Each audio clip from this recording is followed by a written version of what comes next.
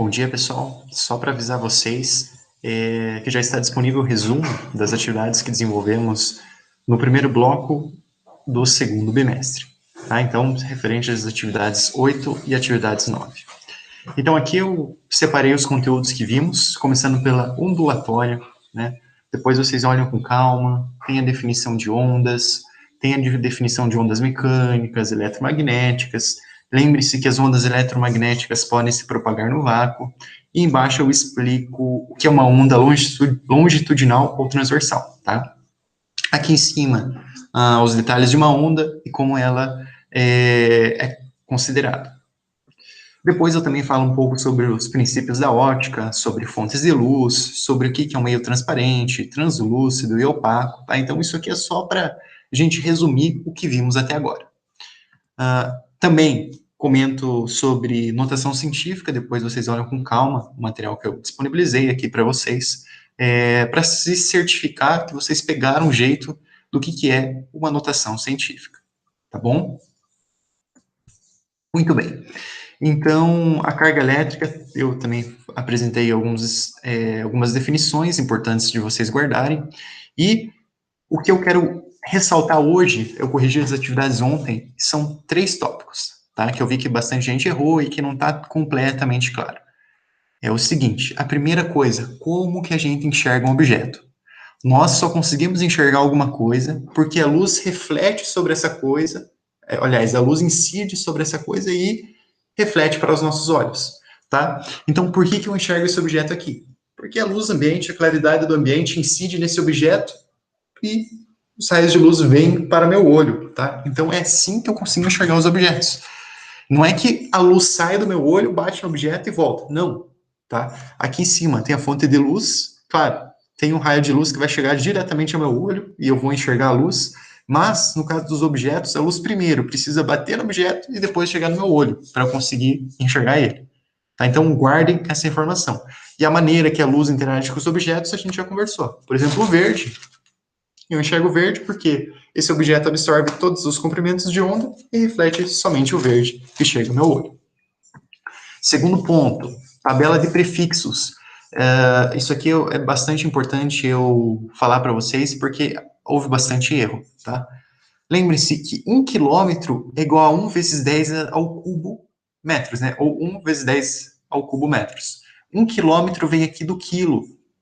Olha só, representado pela letra K. 10 ao cubo. E 10 ao cubo é 1000.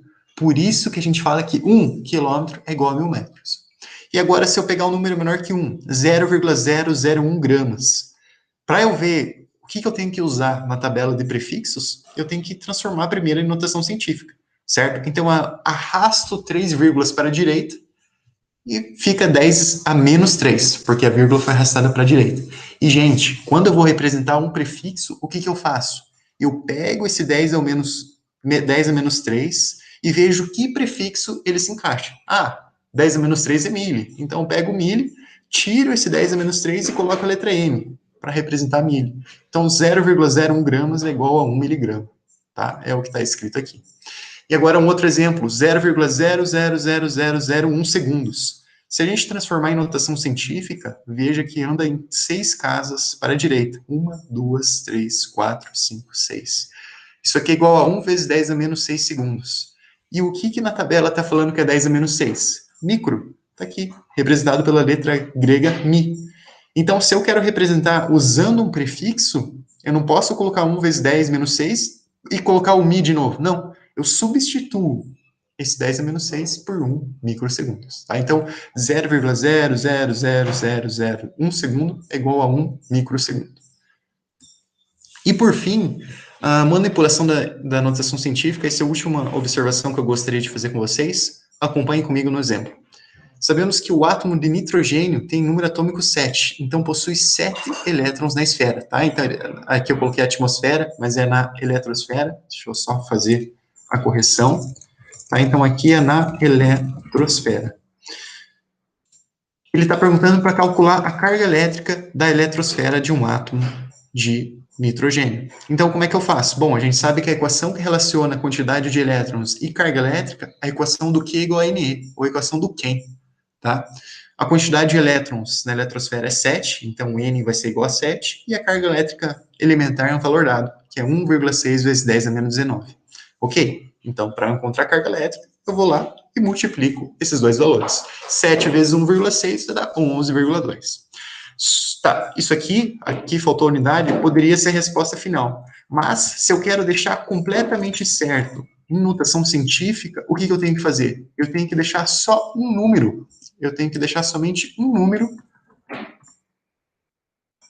antes da vírgula. E qual que vai ser esse número aqui? Vejam que a resposta deu 11,2. Então, eu tenho que arrastar essa vírgula para a esquerda, tá? Toda vez que eu arrasto a vírgula para a esquerda, ou aqui fica positivo, ou como já tem um expoente, eu tenho que aumentar. Mas, professor, ficou menos 18, estava menos 19, aumentou e ficou menos 18, não deveria ficar menos 20? Não. Porque se você pega um número negativo e aumenta ele, o que acontece? Menos 19 vai para menos 18. Então, os números negativos é o contrário, tá?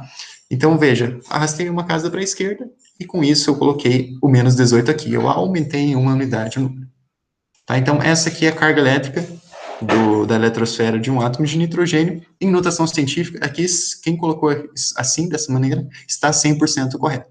Repito, aqui não está errado. Vou colocar dessa maneira, mas para deixar em notação científica do jeito mais comum e utilizado, tem que deixar dessa segunda forma. Tá ok? Então, essas são as observações referentes ao primeiro bloco do segundo bimestre.